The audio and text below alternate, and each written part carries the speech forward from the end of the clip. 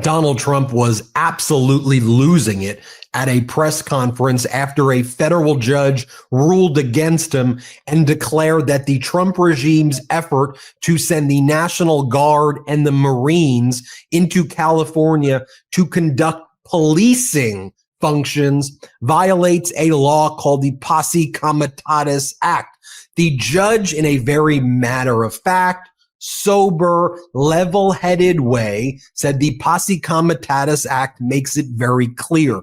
You can't use the military for policing functions. The judge did say if you want to have the National Guard federal buildings and the Marines guard federal buildings, suppose that's in the power that you have, even if we don't like it, but you can't have them become roving police forces.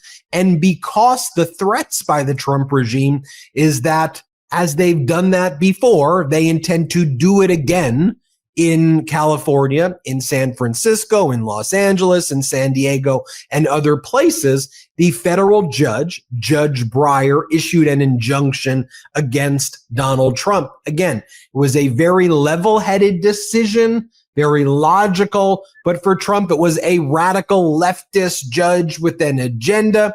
And then Trump tries to brag, well, actually, I won, because the judge said we can still keep the 300 National Guards people who are guarding the federal building in Los Angeles because the judge said that that's a function that they could do. They just can't be police.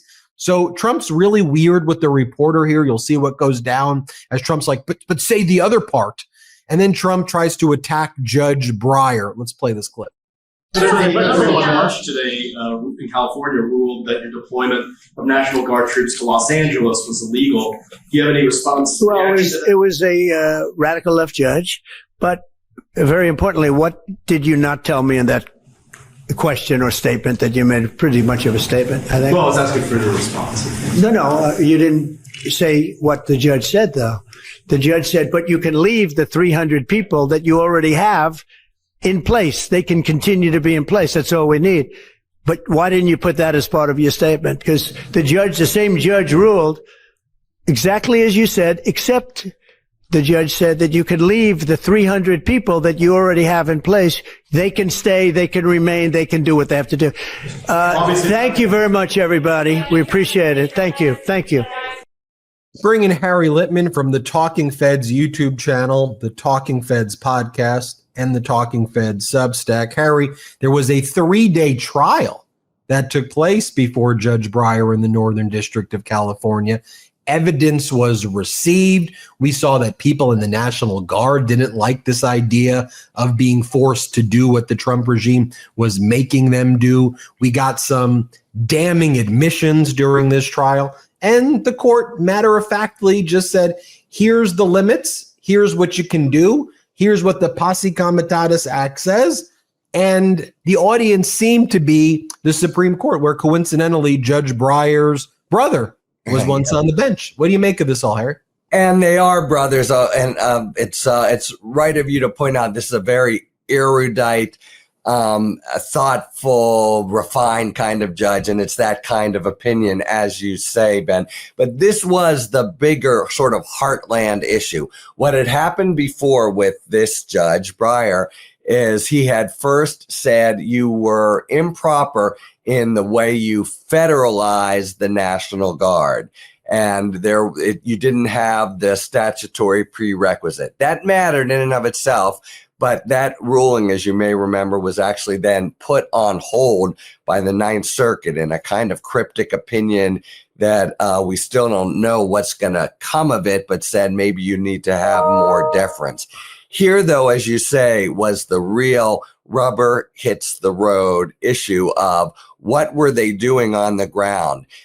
You just saw Trump say we're allowed to stay, but he misses the total point here, which is what they're not allowed to do. And what he certainly has made it seem like they're doing is go in, bust heads, arrests, in general, become the local law enforcement. That is the essential command of the Posse Comitatus Act. When you have military and fatigues going around and busting heads, those are totalitarian regimes. The Posse Comitatus Act states this very important core principle. That doesn't happen except in very rare and temporary circumstances.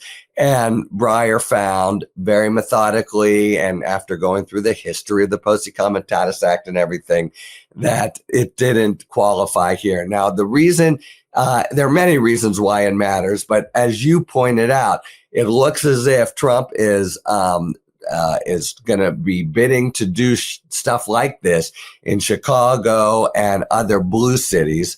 Of course, the not touching the greater, more violent crime cities that happen to be in red states. And so the district court does what a district court does, which is makes factual findings about what happened on the ground.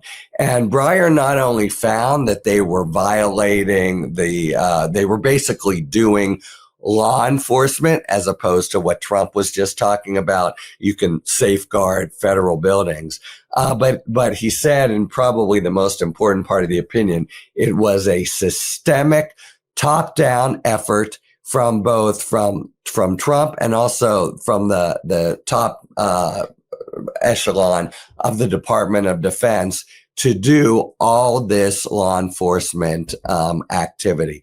That's what we also have seen, by the way, in DC. That's what we anticipate elsewhere. They want to go in and not do that. When they go to court, they sometimes talk a nice game. They did try to talk a nice game here. Oh, we're just being auxiliary, etc. But it was clear, it was in the videos, they're going in and knocking heads and being a very aggressive police force. And so Breyer's holding here, and not just holding, but opinion, seems to me kind of sets the anchor for what's going to be a series of cases brought in different jurisdictions. And as you say, unless a higher court is willing to just overturn his factual findings, there's no basis for that. This is what they did. What's left then? This is the core legal requirement of Posse Comitatus. They did come in. They did have a systemic top-down effort to actually replace the police. And by the way, when they not simply were they not invited, they were told, we don't need you. Please stay the hell out of here. But that's just what they did. And if the core Posse Comitatus principle means anything, it must mean that, right? They've come in, and on the record that you're going to have before the Ninth Circuit and Supreme Court, and I think that will influence any record that will come up in other cases. For instance, Chicago, you have the feds coming in and doing exactly what they're not supposed to do. So I think this is going to be one of the biggest sort of core issues that are going to be worked out over the next few months as he tries to impose emergency conditions across the country. And you're going to have now higher courts having to confront flat out a factual record where the administration did exactly, and this was part of the testimony as well that you referred to, what they're not supposed to do. They went in and said, we're the new cops in town, and bust heads and that sort of thing. That's exactly whatever they said in court. This is what Breyer found, and there's all kinds of basis. So I think it really draws a very clean line that will make it very hard for a higher court to overturn unless they're really ready to just pull the rug out from under this basic core principle of the Posse Comitatus Act. This Posse Comitatus Act has never... It always existed historically, not always, but it existed to address this kind of exact type of scenario. So one of the questions, though, Harry, right, is it constitutional? Could Congress have exercised its lawmaking powers to make this statement that, or to make this law, it has to be signed by the president, though, for it to become effective law, but that prohibits the executive branch from saying everything that Trump says. This is an emergency. I'm declaring, martial. Whatever. He doesn't have to say it. I'm addressing emergency. That was a martial law. I'm sending federal troops in to stop the emergency. What can you do? Oh, you passed a law, posse comitatus. I'm the dictator. I'm the Führer. I'm the regime. I get to decide. So how do you, is that going to become the central issue, or where do we go from here? No, I think that's exactly right. So if the reason it's important that the facts have been laid out cleanly in Breyer's opinion is it leaves a court having to confront squarely exactly the point that you are making. Does Congress have the power to tell the executive in any situation that he can't do whatever he wants? And if that has to be if that's not the law, then we are in an authoritarian society, right? They could try to say that. I think will be the administration's argument. Well, we don't care what Congress said, but this is a principle that has been, is so enshrined, not just in the law, really, Ben, but in any kind of, democratic rule of law society where there's this fundamental distinction between military going to defense against foreign enemies and domestic law enforcement. So it would be a breathtakingly revolutionary principle for the administration to argue, which it might well, but for a court to adopt the idea that anything and anytime the executive says it's an emergency, it can do anything it wants. That's the essential sort of thrust of Trump Rule 2.0, isn't it? We'll call anything we can an emergency and justify everything and anything we want to do. So that is pretty close to the end of the rule of law for an emergency setting, where an emergency setting becomes everything in the country overall. We have nothing but emergencies, right? For tariffs, for law enforcement, for what they're doing, within the DOJ. Emergency, emergency, emergency. That's the hallmark of the strong-arm dictator from, Mussolini to Orban, and that would be the way he would have to prevail. So that would be as somber a constitutional ruling as really we've had in the country's history if the court goes for something like that.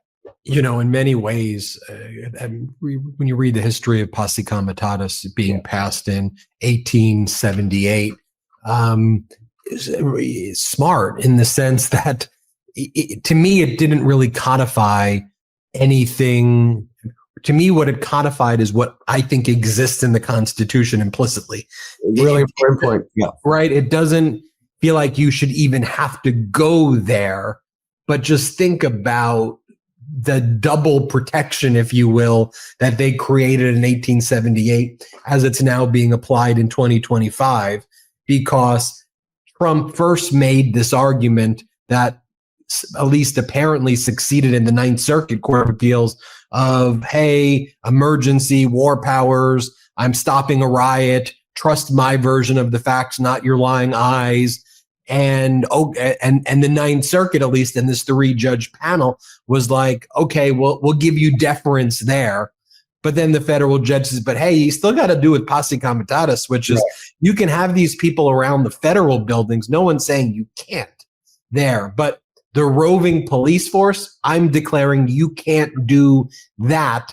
And so anyway, it has the... You're not even declaring, really, it's as you say, Ben. I kind of understated it because it really is that law. It's a mouthful, I know, but understood as a principle that is even more ingrained than the actual 1878 statute, which had to do with what had happened in Reconstruction and the like. This is a hallmark of a free society, that the military is not in there with boots on the ground doing law enforcement, except in the most narrow of circumstances. And that's really all Breyer's saying. Those most narrow circumstances, they're not met here.